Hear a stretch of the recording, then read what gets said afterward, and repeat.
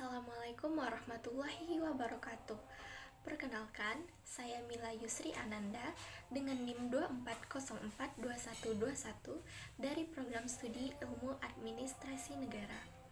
Pada kesempatan kali ini, saya akan menjelaskan bisnis plan model Canvas yang sudah saya rancang. Nah, saya memilih bisnis model Canvas kedai kopi Selaras.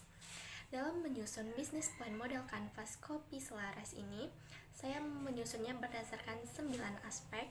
Aspek yang pertama yaitu Key Partnerships. Dalam aspek ini mencakup 4 hal. Yang pertama, pemasok biji kopi lokal atau petani kopi dengan memastikan kualitas dan keberlanjutan. Lalu yang kedua, pemasok bahan baku pastry berupa tepung, butter, dan bahan baku lokal lainnya. Lalu yang ketiga, jasa aplikasi pesan antar atau online delivery platforms. Lalu yang keempat, UMKM lokal dengan menerapkan kolaborasi pop-up atau penjualan produk pelengkap. Aspek yang kedua yaitu key activities. Aspek ini mencakup 4 hal. Yang pertama, produksi kopi harian dengan standar kualitas tinggi. Yang kedua, pengembangan dan produksi pastry lokal modern.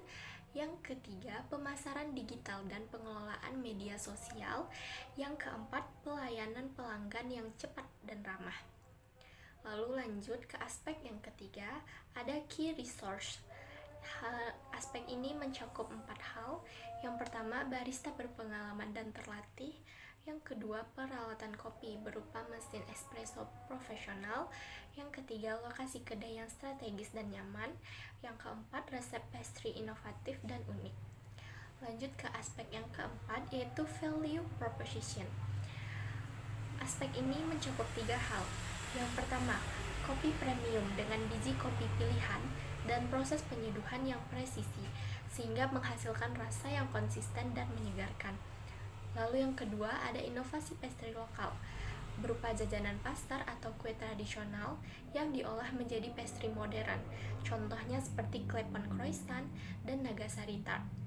Lalu yang ketiga, ada atmosfer cozy dan produktif, yaitu kedai dengan desain yang estetik, wifi kencang, dan banyak colokan listrik, serta cocok untuk bekerja dan bersantai. Lalu aspek yang kelima itu ada customer relationships. Aspek ini mencakup 2 hal. Yang pertama, interaksi di media sosial bisa berupa tanya jawab, giveaway, dan konten edukasi kopi atau pastry. Lalu yang kedua, ada layanan personal di kedai, bisa berupa barista yang inovatif dan ramah. Lalu aspek yang keenam itu ada channels.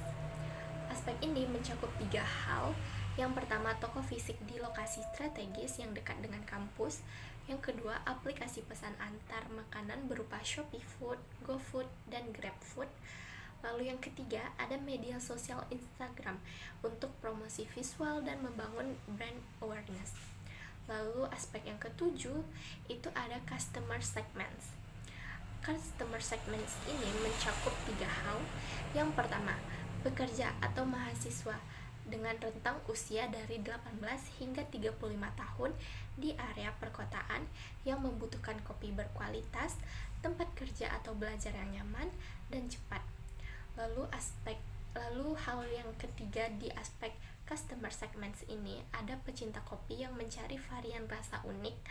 Lalu yang ketiga itu ada komunitas lokal yang mencari pengalaman kuliner yang memadukan kopi premium dengan makanan ringan lokal modern. Lalu aspek yang ke-8 itu ada cost structure. Pada cost structure ini mencakup 4 hal. Yang pertama, biaya bahan baku, bisa berupa kopi, bahan pastry, susu, dan lain-lain. Lalu yang kedua, biaya tetap, bisa berupa sewa tempat, gaji karyawan, utilitas atau listrik, serta wifi. Lalu yang ketiga, ada biaya pemasaran dan promosi digital. Dan yang keempat, ada biaya peralatan dan pemeliharaan mesin kopi. Dan aspek yang terakhir itu revenue streams. Dalam aspek ini mencakup 2 hal. Yang pertama, penjualan utama minuman kopi, dan yang kedua, penjualan makanan ringan berupa pastry dan snacks. Sekian penjelasan dari saya akhiri dengan